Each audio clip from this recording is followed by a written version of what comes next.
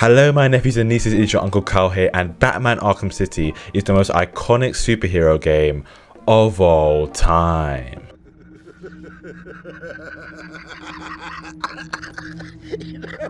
That actually is pretty funny. I'm not finished.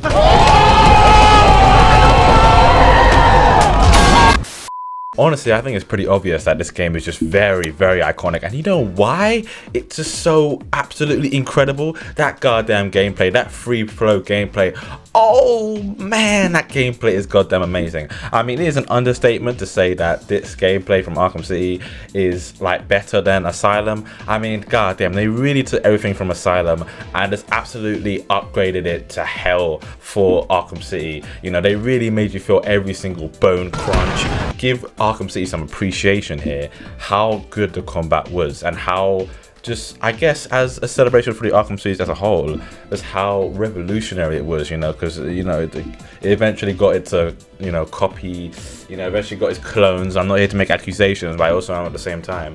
And speaking of that delicious gameplay, that delicious ass combat, I gotta talk about the new gadgets. I mean, every Arkham game we get, oh my god, my mic, oh my god, my mic, we get a new like gadget every single goddamn time, well, multiple new gadgets. And I'm pretty sure in City, like, well, the ones that stood out to me at least was the freeze blast and the electrical charge thing, you know what I mean, like the little gun looking thing. And the electrical charge thing out of these two options was probably my favorite. It was really good for just like kind of like distracting opponents, really. Like it was effective for just getting them off your arse for a second, so they just stop being annoying. Just, you know, I was gonna say in their existence, but Batman doesn't do things that way. He doesn't swing that way, bro.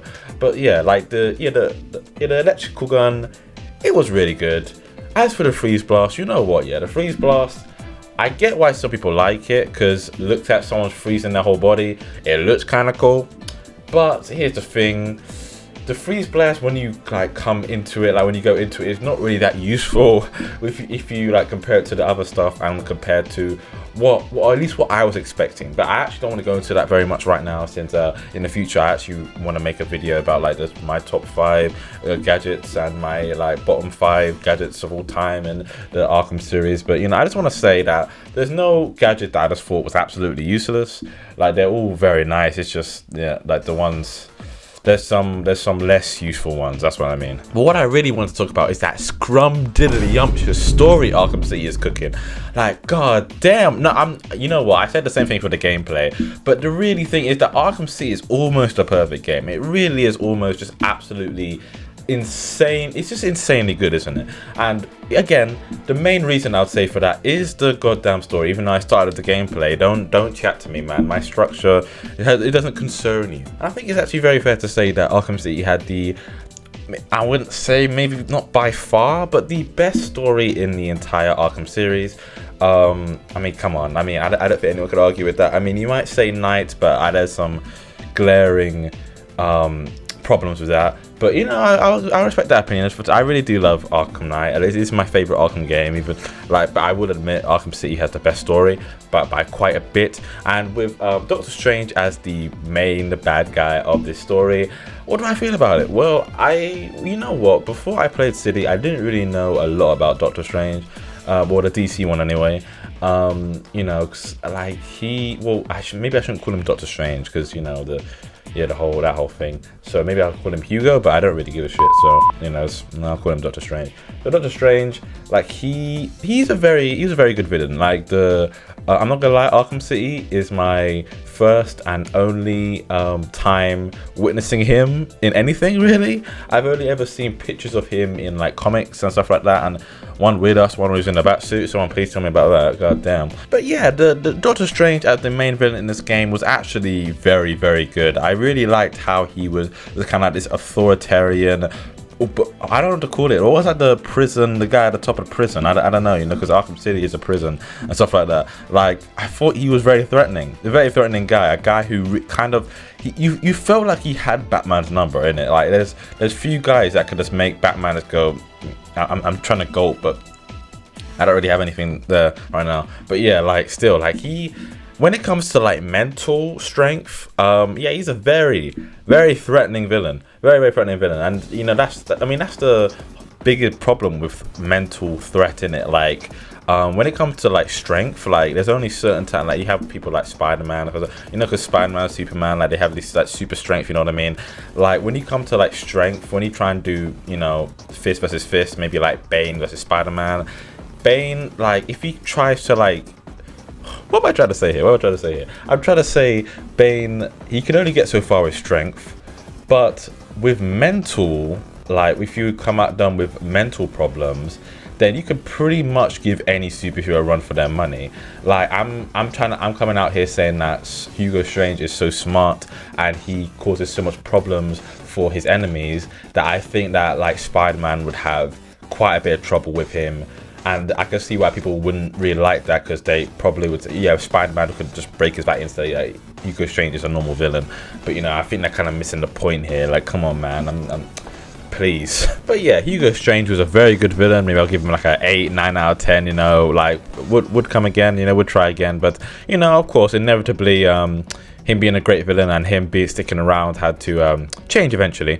So I mean this guy comes out of nowhere all the time. So I mean, there was a part in between where like it looked like Ra's al Ghul was gonna be the main villain, but like, you know, that ended quickly as well. So I guess we're back to Joker now. You know what, in this game, when it comes to like being written like really, really well, I'd probably have to give the plaudits to Joker, of course. Oh, absolutely, of course. Who else would I give it to? Best written in, you might even say the whole series, you know. I wouldn't 100% disagree with you. But like, yeah, but I also in this game really, really like Mr. Freeze. And just in general, I really like Mr. Freeze as well. But in the Arkham series, he got quite a bit of love, didn't he? But I mean, he was in every single game except from Asylum, wasn't he? Yeah, that is quite a lot of love right there. That is quite a lot of love. But yeah, Mr. Freeze in this game was done really, really well. And his whole Nora thing, where Batman had to go get her, and like, I mean the fight between him and Batman, it kind of felt a bit, okay, like, you know, when, because logically you would think Mr. Freeze would be like, okay, Batman, could you help me find my wife? But like, I feel like there was just a little bit of pushing there, which didn't really make sense. But there was a little bit of pushing to have a boss fight, which at the end of the day, having a boss fight with Mr. Freeze is cool as hell, so I'm not going to complain about it. But I'm just saying, it didn't feel 100% natural. But that, again, is a compliment to this game. A lot of games can't even, like, pretty much everything they do feel forced. So, you know, to have some fights, some boss fights in the game not be perfect, and that being a negative, like completely perfect, that is really good. That is absolutely amazing. Like, why am I even complaining? I'm the problem here. I'm sorry. I'm so. Oh my god, what is going on here? And with the Mr. Freeze boss fight, I really liked it. I really, really did like it. It is one of my favorites in the Arkham series. Probably, maybe even top 2. I wouldn't put it past it to give it top 2. But you know, I mean, it's a lot of people's favorite Arkham series boss fight, but I got a little more of a refined taste. So, whatever you want to choose, I really do like this boss fight though. It's creative. The way it just really pushed Batman mentally to figure out how to beat this guy. It's just a complete Batman kind of boss fight. If you know what I mean, you know what I mean. I really do like Ra's al Ghul as well. I have to say that as well. Like his his character and his boss fight in this game. I mean, it's another part of it where it's like I enjoy when Batman is, well, yeah, like dominant, should I say? Maybe I shouldn't say that, but you know, like when he shows his superiority in like a martial arts kind of way. You know, like with the Deathstroke kind of fight, with the, you know, Ra's al Ghul, it really does look like really good. Just aesthetically in it, when he just beat his ass, you know, it just feels really good, and it just feels absolutely amazing. I think this game absolutely hit it out of the park with boss fights, and I think Origins just did it, just was better. in boss fights, but it's really hardcore because Arkham City is absolutely incredible. Of course, I think I'm pretty much obliged to mention as well the Solomon Grundy fight. I think this fight was actually it was very cool. But Solomon Grundy, I'm not gonna lie, as a character, I probably shouldn't go into this video because I'm talking about why Arkham City is so iconic. So I probably shouldn't get that off track. But Solomon Grundy, he just he just kind of got. I can tell he probably wasn't originally a Batman villain in it. Like, he just kind of stumbled his way into Gotham. Am I right about that? I don't know. I haven't really researched that. Like, he just doesn't seem like the kind of villain that Batman would have. You know, like a half zombie. I don't know if he's half zombie, half human. I think he's just all zombie because he just can't die. So, like, I mean, Batman's whole thing is just like when he, you know, like he beats the criminal's ass and then just like tries to mentally stopping killing them. You know, that's, you know, part of the fun about it. That's part of the great stuff about it. But, you know, with Grundy, I'm not even sure that's even possible. I think it's just more about just absolute powerhouse and strength of a Batman. But, you know, this boss fight was random. It was very random. I thought it was, you know, I thought it was good. I thought it was very good. But yeah, you have to admit, him being under the museum, how long was he under there, by the way? I don't even fucking know. But yeah, this boss fight, I'll give it like a. I'm not gonna make a habit of giving it ratings, but I really don't know what to say more about this boss fight. It was again very creative, using the quick gel thing. I mean, I don't think you really use it again in the rest of the game, but you know, using the quick gel thing is very useful in the Predator sections if you want to just be an asshole and just, you know, absolutely cheese the competition. So, you know, I'm just the boss fight was very good. I'll give it a very good, probably like 7 or 8 out of 10. You know, very nice. I probably should get into talking about Joker because he is arguably the most important villain in this game. So I mean, I'm gonna get into him later, trust me. I'm gonna get into him very much later. But first, I want to talk about the map, the Arkham City map. Now again, this was revolutionary, absolutely. Like, this goddamn map, making you feel completely like Batman is gliding around Gotham, even though it's not really Gotham. It's, you know, it's this second off part of Gotham, but you know, it did its job back in, was it 2011 now? Yeah, goddamn. But yeah, but like, still, yeah, it did its absolute goddamn job and absolutely was better, you know, better than Asylum. A better than Asylum's map. I think that's obviously no competition. Come on now. And I promise this is going to be the last like comparison between like City and Asylum, but I just wanted to say that this city map is absolutely splendid. And you know what, the part outside the map, you know, with like the buildings that you're not supposed to go to, like the animated series, that is fan-fucking-tastic. I'm gonna give it to that. It looks absolutely beautiful. You love it, I love it. Don't even lie, it gave us all bonus. You know, the only gripe I really have with the map is that we didn't get any kind of Batcave. Now, if you know me, I love my games to have quite a lot of role playing. If I'm gonna play a Batman game, I'm gonna want to feel like Batman almost completely. If I'm playing an Assassin's Creed game, I want to get the whole assassin like moveset. I want to get his living quarter. I want to go home and see his wife, not maybe sexually actually, but like still, like, bro, I want to feel like Batman. And I think one of the main things to feel like Batman is when it comes to the Batcave and the Batmobile and the like Wayne Manor and that kind of stuff. We never really did get Wayne Manor unless you count the challenge match, but I don't. And we did get a Batcave at Arkham Knight, but I don't count that. And in Asylum, we kind of got a Batcave, a little mini Batcave on Arkham Asylum, which didn't really make much sense. How did he manage to do that? He's Batman. I should know this by now.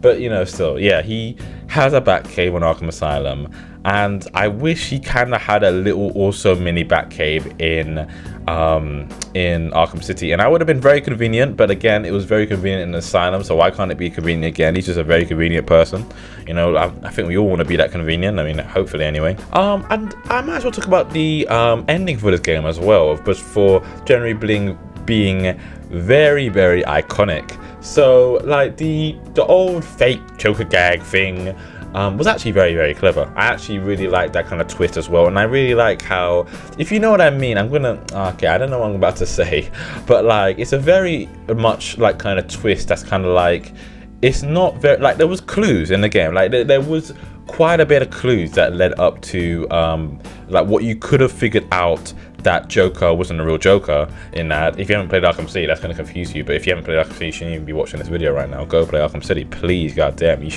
you need to. You might drop dead tomorrow.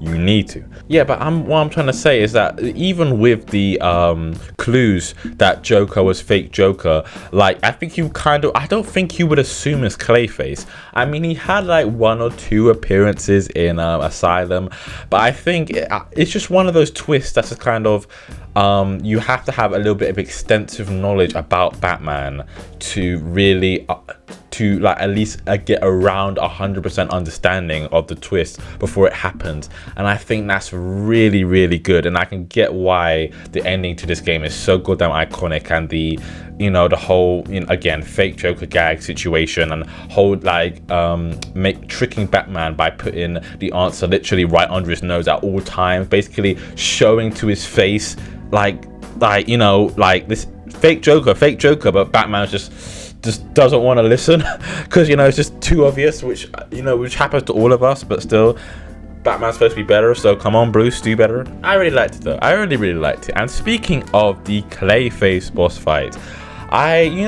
this boss fight, as final bosses go, which I don't think the Arkham series is really big on with final bosses, but like this one was pretty good. It was very good, and I like his little children. That sounds mad. Oh my god, that sounds insane.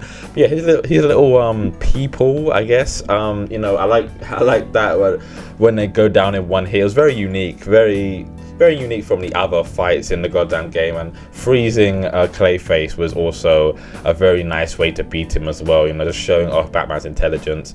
And again, as final bosses go, if you're comparing like final bosses to like other games, like I don't know if Dark Souls does final bosses, but with how they probably do, actually they definitely do, but like with how epic their bosses are, like if you compare Dark Souls bosses to Arkham bosses, like Arkham's gonna get absolutely destroyed in terms of just like quality and stuff like that. But I think that like if you're comparing Arkham City's like boss, if you're gonna compare Arkham against Arkham, if you compare the the actual Arkham games and the less actual Arkham games, very political opinion, I know, but still, like if you compare those games, I think that Arkham City is very, very good. I think it does still lose out to Bane in Origins, but it's still fan-fucking-tastic.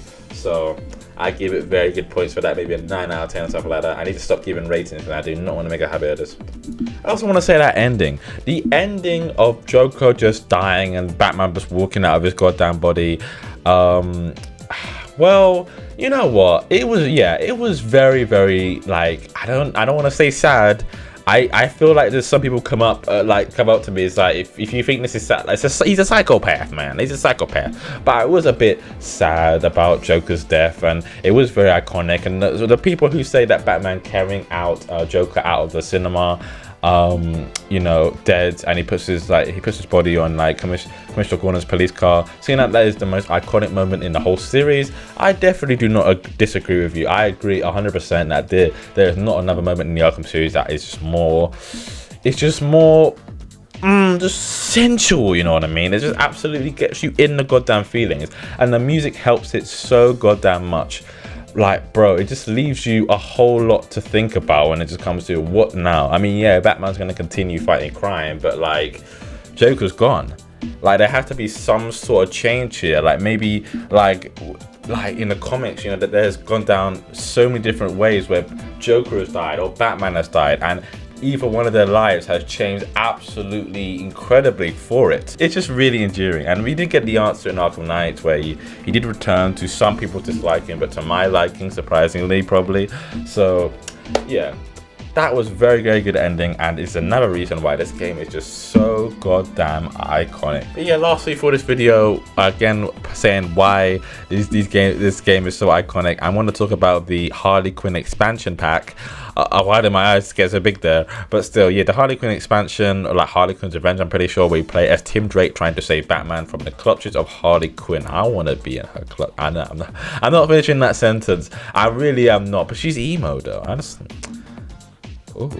But yeah, as DLCs go, this DLC was actually very, very good. Not a lot of DLCs in games are absolutely great. They're more cash grabs, and sometimes the game doesn't even finish the story, so like a DLC could finish it, which is I mean, it's just is that kind of Suicide Squad actually, you know, with this whole seasons thing. I don't know, I really don't know, but you know, still it's pretty disgraceful. But yeah, this one is absolutely amazing. You play as Tim Drake, an absolutely badass Tim Drake, absolutely badass with his little staff. You know, he got absolutely. It's so goddamn satisfying. I've already mentioned before that the like bone crunch in this game when you're flipping game ending someone's like flipping left, you know, arm or something like that. Like, bro, it is, the sound is incredibly satisfying, and the pole hitting someone in this game is actually incredibly satisfying as well. And I really, really love the Tim Drake look. Like the whole Robert Tim Drake is